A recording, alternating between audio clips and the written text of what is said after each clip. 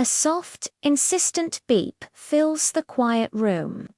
Marianne Clark's hand emerges from under the covers, fumbling for the snooze button. She presses it, and the beeping stops. Silence returns for a moment, broken only by the gentle hum of the house. She sits up slowly, her feet finding the cool wooden floor. The first light of dawn filters through the thin curtains, casting a grayish hue over the bedroom. The room is neat, orderly. A stack of books on the bedside table, a framed photo of a distant shoreline, a glass of water from the night before. She shuffles into the bathroom, the tiles cold against her feet. The fluorescent light above the mirror flickers on, revealing her tired reflection.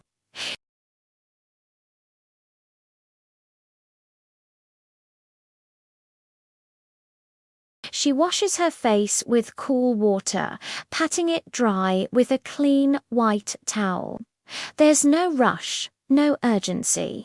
The morning unfolds at its own unhurried pace. Downstairs in the kitchen, the air is still.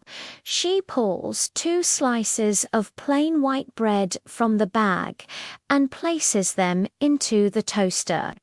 She presses the lever down, and the heating elements begin to glow. While the toast cooks, she measures out coffee grounds into the filter of the coffee machine. She pours water into the reservoir and presses the start button. The machine gurgles to life, a comforting, predictable sound. She stands and watches the dark liquid slowly drip into the glass pot. The smell of coffee begins to fill the small kitchen. The toast pops up, a little darker on one edge than the other. She butters it evenly, right to the crusts, and places it on a small plate. She pours the freshly brewed coffee into her favorite mug, a plain ceramic one she's had for years. She carries her breakfast to the small dining table and sits down, looking out the window.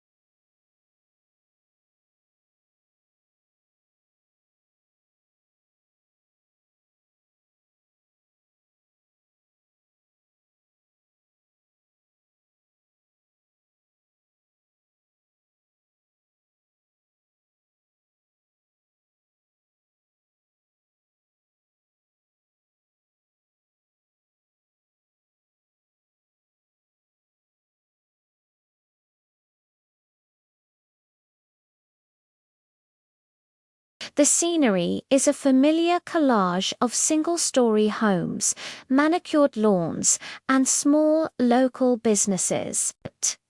She signals her turn into the office park. The asphalt smooth beneath her tires.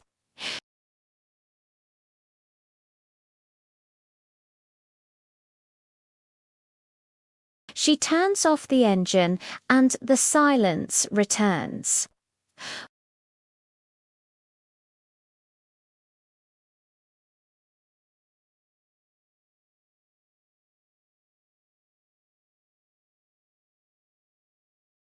Inside, the office is already humming, with the low drone of computers and fluorescent lights.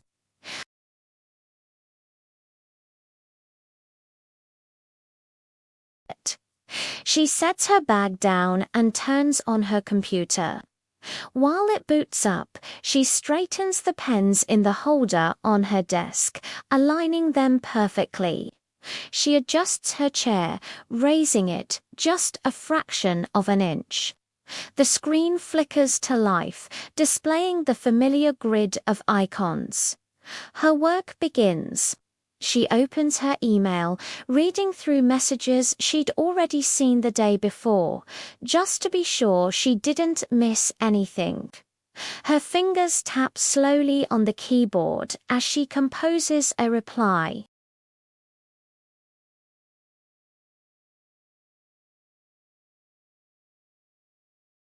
She opens a spreadsheet, checking figures, cross-referencing numbers. Time seems to stretch and compress, marked only by the movement of the digital clock in the corner of her screen. Later, she needs to print a document. She walks down the hallway to the shared printer. The machine is worry, printing a large job for someone else. She stands and waits, her hands clasped behind her back. She watches the pages slide out, one by one, stacking neatly in the output tray.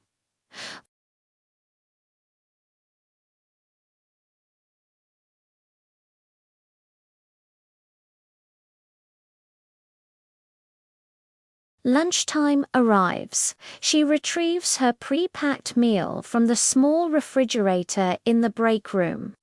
It's leftover pasta from 2 nights ago. She puts it in the microwave and sets the timer for 2 minutes.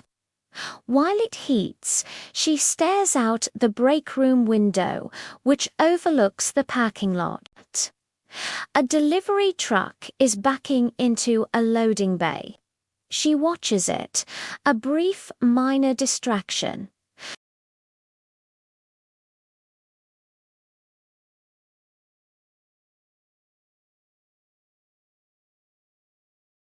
The articles are about things happening far away, in places that feel like another world.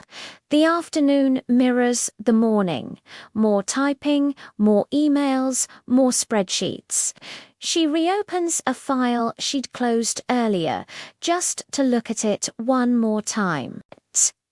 She tidies her desk again, wiping away a stray crumb from her morning toast.